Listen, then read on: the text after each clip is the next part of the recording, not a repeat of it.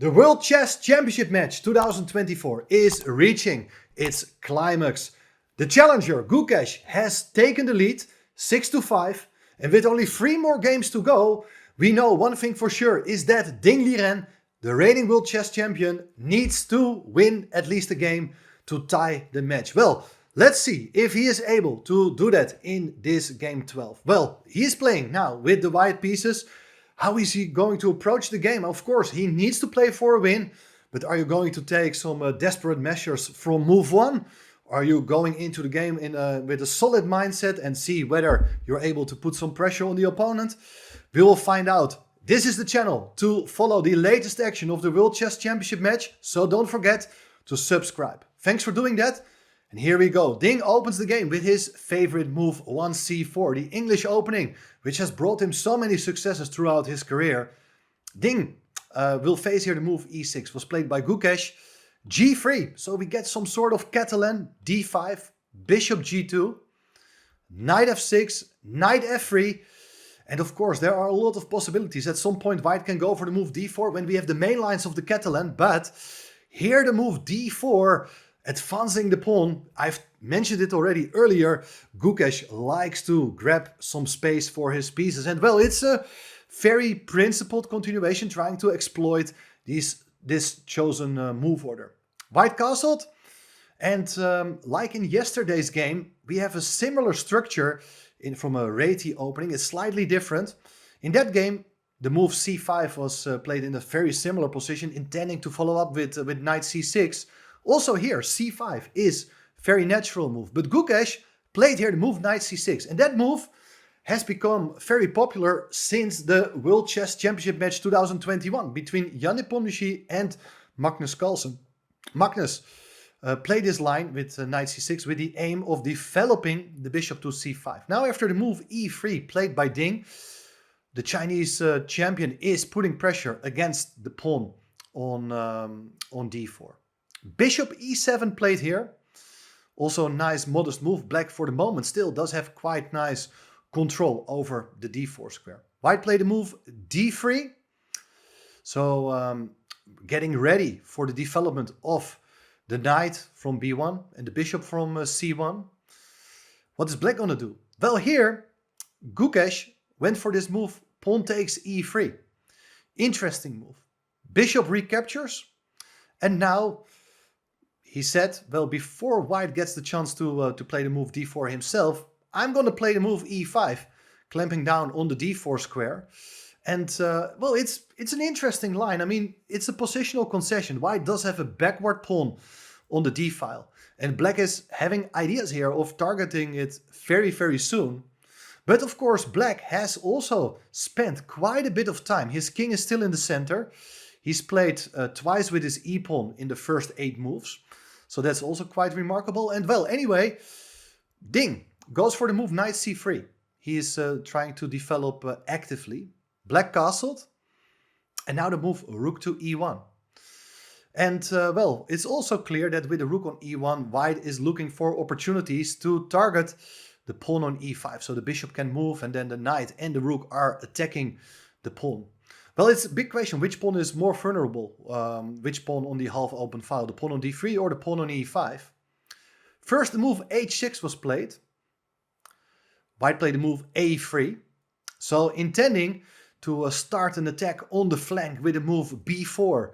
And in that case, if you can't play b5, chasing the knight away, then all of a sudden there's this problem regarding that pawn on e5. And it will also open up the diagonal for the bishop on g2. So, obviously, black replies here with the move a5, preventing that move b4. But this move, even though it is automatically played, it often also has some clear drawbacks. Now, white has the possibility to play a move like d4, which was not played by Ding, and I think rightly so.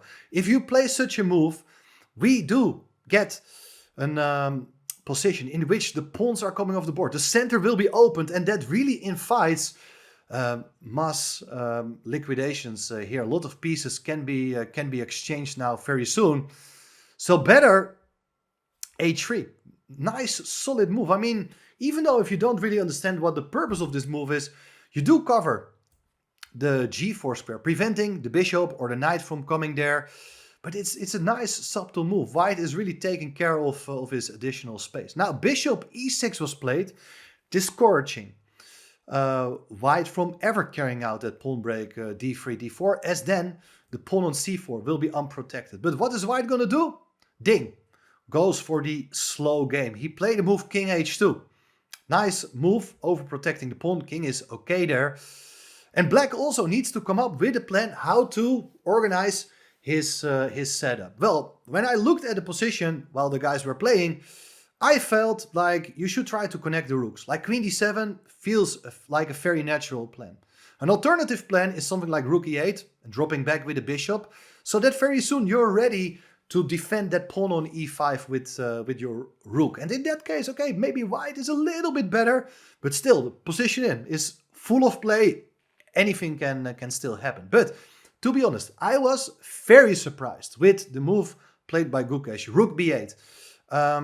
I don't really understand what the exact purpose is. I do imagine that he wants to move the knight away from c6, so that later the pawn on b7 will be defended. But I'm not a big fan of it. Ding played the move queen c2. So now he has connected his rooks. And for instance, if you do play a move like knight d4, this was not played, but I'm trying to understand what Gukesh had in mind. Probably he refrained from doing so because of bishop takes, pawn takes, and then the knight comes to b5 to hit the pawn.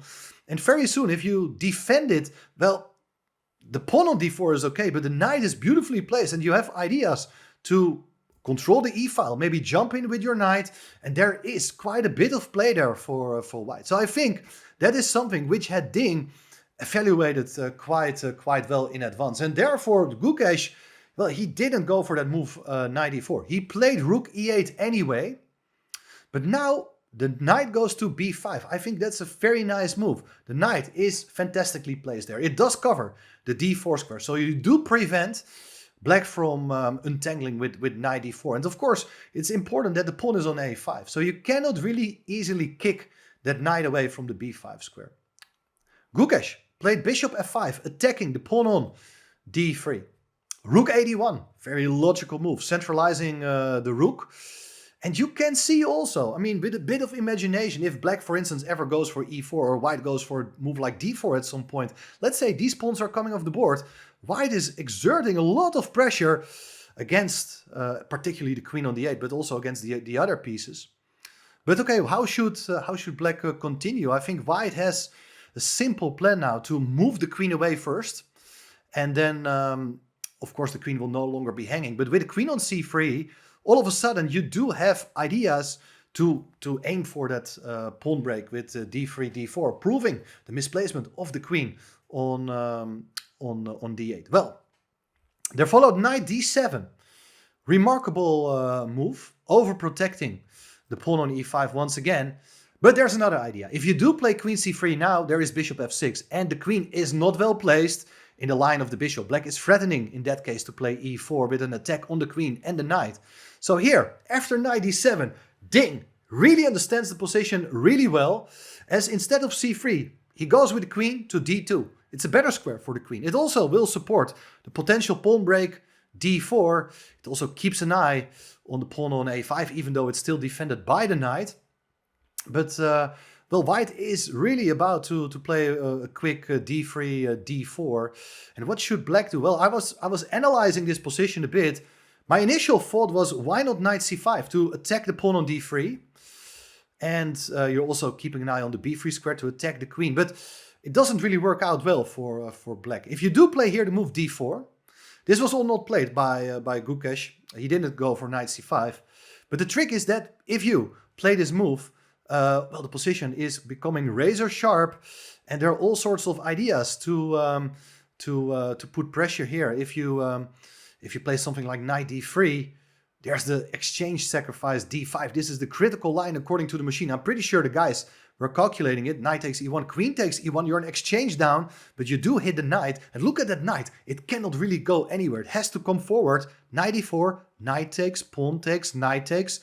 You have one pawn for the exchange, hitting the bishop goes away, and at the end of the line, you see that also a second pawn is hanging, And that's also because the rook has moved away from a8 to b8. Well, not sure this was all seen, but I wouldn't be surprised. It's very tempting to calculate these lines. Now, let's get back to the game. You see that also the bishop is potentially a target for a white knight. So Gukesh dropped back with the bishop to g6. But now, it's time to strike. d3, d4, opening up the center. If you take that pawn with your pawn from e5, white's idea is not to take back, but instead play first the move bishop f4 to hit the weakness on c7 with the knight and the bishop. In case you do defend, it's knight takes d4. And okay, you may think everything is still equal, materially speaking, but compare both sides' pieces. White is dominating the center of the board. This is a dream position, especially in this situation. Ding is he needs to play for a win. So I think he has built up the game fantastically, and Gukesh realizes that taking the pawn is not very attractive. He advances the pawn to e4 to gain a tempo against the knight. And now the board has been split in two parts. The knight is under attack. It goes back to g1. But white all of a sudden has a majority and ready to push it at the right moment. But whenever you push a pawn, make sure that the black knights, they are not able to come in. Let's say if you play d5, there is the move knight e5 at some point. So now white is in control. Knight b6 played, attacking the pawn on c4. Queen c3, defending the pawn. The queen is now well placed there. Bishop f6, eyeing the queen on this diagonal, but everything still well protected. But now the queen goes back to c2. Very nice play. And, well, white is about to play a move like d5, probably attacking the knight. If the knight goes to the e file at some point, then also the pawn on e4 may not be sufficiently defended any longer. So there are concrete problems here for black. a4, fixing the queen side. Not really sure how important it is. Maybe you want to go with a knight to a5. But white brings the knight from g1 back into the game. Knight e2, excellent move. If you do play knight a5, there is c5, attacking the knight on b6. When the knight goes away, the pawn on a4 will be hanging. So that's not a good plan. And instead, after knight e2, bishop g5 was played by Gukesh. And it's interesting. He's offering the exchange of bishops. And well, if you do exchange, black is going to recapture with the pawn. And that prevents the white knight from getting active to the f4 square. So rather than taking on g5 yourself, knight f4 was played in the game with a lot of pressure, once again, against the bishop on g6, but also the pawns on e4 and a4. Black needs to find ways to keep them defended. It's really, really problematic. Ding is in an excellent position here, and Gukesh went for the move bishop takes knight. Well, that is not what you want to do, but maybe there was not much else he could have done. There's bishop takes f4 with an attack against the pawn on c7, rook c8 played. And before black ever gets a chance to set up an attack on the queen goes back again to c3. So brilliant maneuvering by Ding, and he is ready now. Everything is well placed for the decisive blow in the center. Knight b8, anticipating the threat of d4, d5. But anyway, that pawn is coming forward. And black played the move queen d7, but now it's even the move d6. What a move, opening up the center. This is always difficult. You like to have a passed pawn, but black cannot really eliminate a pawn. If you do take with the pawn on d6, there is already rook takes d6 with an attack against both the queen and the knight. And by the way, also just knight takes d6 is also completely winning for white. So instead, after the move d6, Gukesh played c5, trying to keep the position close. But look now, knight comes in to c7 to hit the rook. The rook doesn't have much options, goes to f8. But here, the pawn on e4 is not sufficiently defended. White wins pawn number 1. If you do take on e4, the rook is able to recapture. Knight c6 was played. And here, another very nice classy move by Ding. He goes back with the bishop to g2. He doesn't want to exchange bishops. He says this bishop is great, defending the king. A lot of pressure there as well. And, well, they're followed. Rook cd8.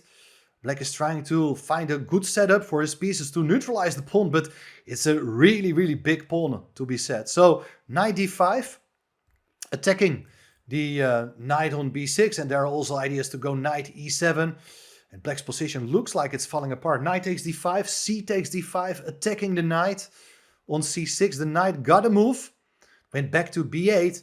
Now the pawn on c5 is taken. So here, 2 extra pawns on the d-file being supported by fantastic pieces. In time trouble, you have to play on, hoping for a big blunder. But, well, rook c8. Attacking the queen. Queen goes back to d4. Knight a6. The knight comes back. But here, the rook comes in to e7. Hitting the queen. Queen b5. The blockading piece is gone. Which means that the passed pawn can be pushed. Attacking the rook. The rook comes in to c4. Attacking the queen. White, of course, moves the queen away.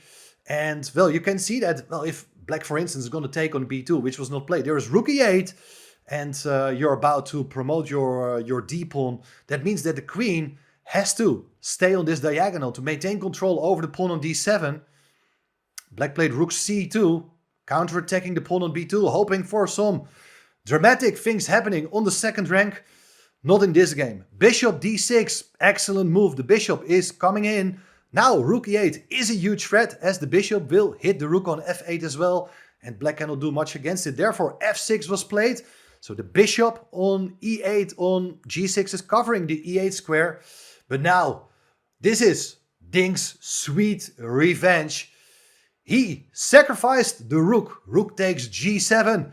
Black resigned. Because if you take it, it's bishop takes f8, eliminating the remaining defender. King takes, and then the d-pawn promotes. What a fantastic game played by Ding Liren at one of the most important moments of his life. I mean, he was 1 point behind. He managed now to win this game, tie the score. It is 6-6 after 12 games, which means that whatever happens in game 13, we will have for sure game 14 as well. I am absolutely thrilled to say now that from tomorrow I am in Singapore and I will cover the action live from there. So hopefully I have some nice inside information to share with you. Make sure to follow the final 2 games of this World Chess Championship match on the Robert Riss Chess YouTube channel. Thanks for subscribing, liking this video. All the PayPal donations are really much appreciated. Thanks for that. And who knows, maybe in 2 days we have a new World Chess Champion. Or will we get to see a tiebreak where Rapid Games and maybe even Blitz Games have to decide who is the new best player in the world. Thanks for watching and see you in the final episodes of this World Chess Championship match. Bye bye.